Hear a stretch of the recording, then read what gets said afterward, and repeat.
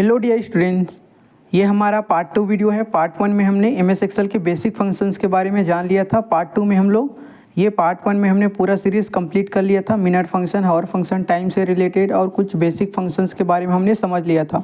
तो पार्ट 2 में हम लोग समझेंगे जो हमारा बेसिक फंक्शन बच गया उसको हम लोग डिटेल में एक्सप्लेन करने वाले हैं। ये सारा नोट्स आप लोगों के लिए बनाया गया है। डिस्क्रिप्शन बॉक्स में उसका लिंक दिया गया है। प्रैक्टिस फाइल के साथ आप लोगों को नोट्स बनाते जाना है। इस तरीके से आप लोगों को नोट्स बनाए रहोगे तो आप लोगों को लंबे समय तक याद रहेगा। तो सभी के बारे में यहाँ पे डिटेल में बताया गया है। फंक्शन का नाम और उसका सिंटैक्स और उसका यहाँ पे यूज़ दिया गया है। ये फाइल आपको प्रैक्टिस फाइल डिस्क्रिप्शन बॉक्स में मिल जाएगा और ये जो फंक्शन है सभी मिल जाएगा। तो चलिए समझते हैं हम लोग पार्ट 2 में जो बेसिक हम फंक्शन हमारा बच गया था उसको कवर करते हैं। अगर पहला वीडियो नहीं देखा है तो आप लोग नीचे डिस्क्रिप्शन बॉक्स में पूरा प्लेलिस्ट दे रहे हैं, जाके आप लोग देख सकते हो। तो सबसे पहले हम लोग यहाँ ट्राई करते हैं रेन बिटवीन। मैं यहाँ रैंडम नंबर ले लेता हूँ 1 से लेकर 50 तक, फिर कंट्रोल-C किया, उसको कॉपी, फिर उसके बाद पेस्ट करना है, मुझे वैल्यूज़ में पेस्ट करना है। जब भी आप लोग रेन बिटवीन फंक्शन का यूज़ करोगे तो उसको वैल्यूज़ में कन्वर्ट करना जरूरी है, क्योंकि हर बारी नंबर चेंज होता है तो अलग अलग आंसर आएगा। इसलिए इसको वैल्यू में चेंज कर लिया, फिर बोल्ड कर दिया और ऑल बॉर्डर लग गया। अब सबसे पहले हम लोग समझेंगे लार्ज को। तो इज इक्वल टू लिखता हूँ मैं लार्ज, और यहाँ पे पूछ रहा है लार्ज लिखते हैं, टेप बटन प्रेस किया, अरे, तो अरे में मैं पूरे अरे को दे देता हूँ। फिर उसके बाद कॉमा, के का मतलब होता है कि सबसे लार्जेस्ट नंबर क्या चाहिए। तो मुझे सेकेंड लार्जेस्ट नंबर चाहिए कि थर्ड लार्जेस्ट नंबर चाहिए कि फोर्थ, मुझे सेकेंड लार्जेस्ट नंबर चाहिए। इंटर किया, देख सकते हो सबसे लार्जेस्ट नंबर मेरा 49 था। फिर उसके बाद सेकेंड लार्जेस्ट नंबर क्या था मेरा 43 था। 43 लार्जेस्ट नंबर था। तो ये क्या करता है, लार्ज जो है कंडीशन के बेस पे करता है, लार्ज और लार्ज निकाल के देता है। ठीक उसी तरीके से क्या है, स्मॉल है, मैक्सिमम क्या करता है सबसे बड़े वैल्यू को निकाल देता है, लेकिन लार्ज क्या करता है कंडीशन के बेस पे करता है। देखो अगर मैं यहाँ पे 2 के जगह 3 लिखता हूँ तो इस टेबल में जितना रेंज में सेलेक्ट किया हूँ, जितना अरे सेलेक्ट किया हूँ, उसमें से जो तीसरा बड़ा नंबर होगा वो उसका आंसर आ जाएगा। देख सकते हैं यहाँ पे 42 आंसर आ गया। अब इसको समझते हैं स्मॉल को, इज इक्वल टू स्मॉल। तो स्मॉल में अरे को मैं पूरा अरे दे देता हूँ। कितना स्मॉलेस्ट नंबर चाहिए, कौन सा सबसे छोटा चाहिए, तो सबसे छोटा उसमें 2 है, तो मुझे मैं यहाँ पे ले लेता हूँ 3। मतलब कि सबसे छोटा 3, मतलब कि सबसे छोटा तो 2 है, फिर उसके बाद क्या है 5 है, फिर उसके बाद क्या है 8 है। तो तीसरा नंबर पे छोटा क्या है 8 है। तो देख सकते हो यहाँ पे स्मॉल निकल के आ गया। सबसे छोटा 2 है, फिर उसके बाद 5 है, फिर तीसरा बार छोटा कौन है 8 है। तो आप लोग समझ गए कैसे नहीं मैक्स निकालेंगे। तो क्या करेगा, इज इक्वल टू मैक्स, इतना में जितना रेंज में इतना में मैं सेल किया तो इसमें सबसे बड़ा वैल्यू को निकाल दिया। लेकिन लार्ज ऐसा नहीं, कंडीशन के बेस पे काम करेगा। और मिनिमम क्या करेगा, पूरे रेंज को सिलेक्ट करेंगे, इंटर करेंगे तो मिनिमम वैल्यू निकाल के दे देगा। लेकिन लार्ज स्मॉल कंडीशन के बेस पे काम करता है। जो हम लोग के मतलब जो यहाँ पे देते हैं वो काम करता है। तो समझ गए आप लोग। एवरेज एकदम easy, is equal to average लिखा मैं और पूरे रेंज को सिलेक्ट कर दिया, फिर इंटर कर दिया। तो देख सकते हैं यहाँ पे हमारा एवरेज आ गया। एवरेज इफ को डिटेल में हमने average if, count ifs, average if, some ifs, उसको डिटेल में कवर कर दिया। इसका वीडियो डिस्क्रिप्शन बॉक्स में दे रहे हैं, पूरा प्लेलिस्ट है एडवांस एक्सेल सीरीज़ का। आप लोग जाके एक एक जिस सीरीज़ को नहीं देखे हो देख सकते हो। अब हम लोग समझते हैं S Q R T is equal to S Q R T, tap button 2 लिख। एस क्यू आर टी का मतलब होता है square root. S Q R T का पूरा नाम, अगर मैं यहाँ पे लिखता हूँ 16 तो इसका आंसर क्या आ जाएगा 4 आ जाएगा, क्योंकि 16 का स्क्वायर रूट 4 होता है। तो आप लोग समझ गए, स्क्वायर रूट निकाल के देता है। अगर मैं यहाँ पे लिखा 81 तो कमेंट में बताना आप लोग 81 का क्या आंसर आएगा। तो समझ गए आप लोग। फिर उसी तरीके से प्रोडक्ट क्या करता है, मल्टीप्लाई करता है। प्रोडक्ट संख्याओं को क्या करता है, गुणा करके देता है। जैसे मैं 2 लिखा, 3 लिखा, फिर उसके बाद 2 लिखा, तो जितना भी नंबर 2 नंबर 1 की जगह यहाँ पे आप लिखोगे मल्टीप्लाई करेगा। 2 3 जा 6, 6 से 2 जा 12। तो देख सकते हैं यहाँ पे क्या आ गया 12, 12 आंसर यहाँ पे आ गया है। तो देखो ये किस तरीके से यूज़ होगा। अगर आपको निकालना, अगर आपको कहा जाए कि सभी संख्याओं का मल्टीप्लाई करके निकालो तो आप लोग क्या करोगे, इज इक्वल टू करोगे, इंटू करोगे, फिर वाले को सिलेक्ट करोगे, फिर इंटू करोगे। इसी तरीके सभी नंबर का करते जाओगे तो बहुत सारा टाइम लगेगा और निकाल भी लोगे लेकिन बहुत टाइम लगेगा। इसी को अगर फंक्शन जानते हो, प्रोडक्ट फंक्शन के बारे में नॉलेज है तो प्रोडक्ट लिखे, जितना रेंज को सिलेक्ट किया, इंटर किया, आंसर आपका आ जाएगा। और यहाँ से बस हम लोगों को नंबर फॉर्मेट में जाके चेंज करना पड़ेगा। तो यहाँ से मैं देख सकते हो कितना बड़ा नंबर आया है। तो इसको मैं हटा दे रहा हूँ। तो आप लोग समझिए प्रोडक्ट फंक्शन क्या करते हैं, संख्याओं का गुणा करता है। उसके बाद आता है सम एसक्यू। सम एसक्यू का मतलब होता है सम स्क्वायर, मतलब कि स्क्वायर का क्या करता है, सम करता है। जैसे मैं 2 लिखा, 5 लिखा, तो 2 का स्क्वायर निकालेगा, 5 का निकालेगा, फिर इसको क्या कर देगा, सम कर देगा। तो जैसे यहाँ लिखा मैं 2, तो 5 के स्क्वायर कितना हो 25, 2 के स्क्वायर 4, तो कितना हो गया 25 + 4 29। तो आप लोग समझ गए power function is equal to power power function क्या करता है, पावर निकाल के देता है। इज इक्वल टू लिखा मैं, फिर पावर, फिर टेप बटन, जैसे मैं यहाँ पे लिखा 2 का पावर कॉमा लिया 3, अगर 2 को 3 बार मल्टीप्लाई करेंगे तो आंसर क्या आएगा, 2 इंटू 2 इंटू 2, मतलब कि पावर का मतलब 2 लिखा हूँ मैं तो 2 का पावर 3 बार, तो 2 का मतलब 2 इंटू 2 इंटू 2 को 3 बार मल्टीप्लाई करना, 3 इंटू 2 नहीं ना। हाँ तो समझ गए आप लोग मोड। तो समझते हैं मोड क्या करता है। मोड जो है मतलब कि मोड जो है क्या करता है, रिमाइंडर निकाल के देता है। जैसे कि मैं यहाँ पे लिख देता हूँ मोड, नंबर में मैं लिख देता हूँ 16 और डिवाइज़र में लिख लेता हूँ 3। अगर 3 को हम लोग 16 से डिवाइड करेंगे तो आंसर क्या आएगा, 5 आएगा, लेकिन रिमाइंडर कितना बचेगा, शेषफल 1 बचेगा। तो रिमाइंडर निकाल के दे रहा है, 3 5 6 15 हो गया, 1 बच गया आपका, तो रिमाइंडर निकाल के दे रहा है। Q10 क्या निकाल के देता है, ये आंसर निकाल के देता है, ये आपका भागफल निकाल के देता है। जैसे कि Q10 लिया मैं यहाँ पे, फिर टेप बटन प्रेस किया, न्यूमरेटर में मैं 16 ले लेता हूँ, फिर कॉमा डिनोमिनेटर में मैं 3 ले लेता हूँ, तो 3, तो इसमें अगर 3 से भाग करोगे 16 को, आंसर क्या आएगा, 5 आएगा। अब रिमाइंडर 1 बचेगा, तो मोड रिमाइंडर देता है, वो देते हैं। समझ गए, Q10 आपका आंसर देता है। और इवन क्या करेगा, इज इक्वल टू मैं यहाँ पे क्या लिखा था, 29 लिखा था, तो वो क्या कर दिया, 30 कर दिया। मतलब कुछ भी लिखोगे ओड नंबर तो इवन में कर देगा।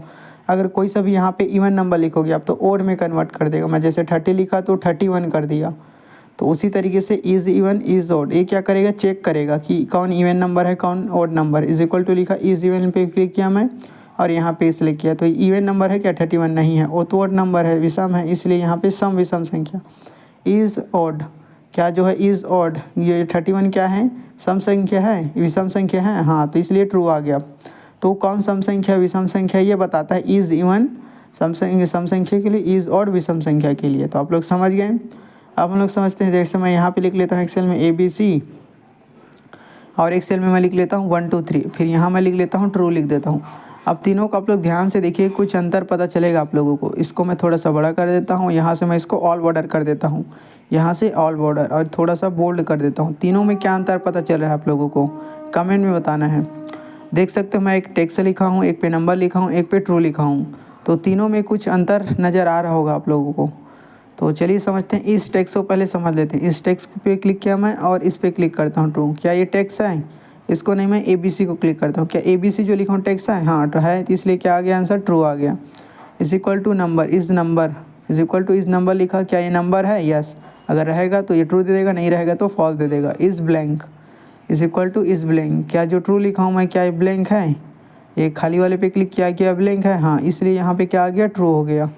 तो आप लोग समझ गए, is number, is text, is blank, is number. अब मैं ये ट्रू वाले को, इज टेक्स्ट, क्या ये टेक्स्ट है, इंटर करते हैं, टेक्स्ट है, कमेंट बताओ। देख सकते हो ट्रू जो हमारा टेक्स्ट नहीं। चलो देखते हैं नंबर है कि नहीं, इज नंबर, क्लिक किए, इंटर किए, क्या ये फॉल्स आए, तो ये ट्रू क्या है, नंबर भी हमारा नहीं, तो क्या हो सकता है, is equal to is blank, देख लेते हैं ब्लैंक है कि नहीं, क्लिक किए, ब्लैंक तो हो ही नहीं सकता क्योंकि ट्रू लिखा गया है वहाँ पे वैल्यू। तो देख सकते हो वो हमारा क्या है जो हम लोग लिए हैं, जो ट्रू लिए हैं, वो तो नंबर भी नहीं है, टेक्स्ट भी नहीं है, और क्या ब्लैंक भी नहीं है, तो क्या है ये। तो आप लोग ध्यान से देखोगे तो जब भी आप लोग MS एक्सेल में कोई टेक्स्ट लिखोगे तो कहाँ लाइन होता है, वो टेक्स्ट लिखोगे तो लेफ्ट साइड में लाइन होता है, और नंबर लिखोगे तो राइट साइड में लाइन होता है। जो ट्रू लिखे हैं देख सकते हो कहाँ पे, बीच में अलाइन है। तो आप लोग समझ गए, तो ट्रू है वो टेक्स्ट नहीं है, और क्या है, नंबर भी नहीं है, वो एक लॉजिकल वैल्यू है आपका जो ट्रू और फॉल्स होता है। तो MS एक्सेल में आप लोगों को हमेशा याद रखना है, ट्रू का वैल्यू क्या होता है, 1 होता है, फॉल्स का वैल्यू 0 होता है, ये याद रखना है आप लोगों को। चलो इसको समझ लेते हैं। इक्वल टू जैसे लिया मैं ABC अब प्लस 1 2 3, कुछ आंसर आएगा क्या, अगर जोड़ेंगे तो वैल्यू एरर आएगा, क्योंकि ये नंबर है, टेक्स्ट है, उसको एक्सेल नहीं जोड़ सकता आप, इसलिए वहाँ पे नहीं जुड़ेगा। अब मैं जोड़ के देखता हूँ 123 और ट्रू, तो क्या आंसर आएगा, 124 आएगा। क्यों, क्योंकि ट्रू का वैल्यू 1 होता है। तो आप लोग समझ गए, और ये हमेशा याद रखना है। उसके बाद हम लोग समझते हैं Roman, is equal to Roman क्या करता है, ये रोमन संख्या में कन्वर्ट कर देता है। कोई सा भी हम लोग लिखते हैं इस तरीके से, मैं 100 लिखा तो इसको रोमन में क्या बोलते हैं, वो C।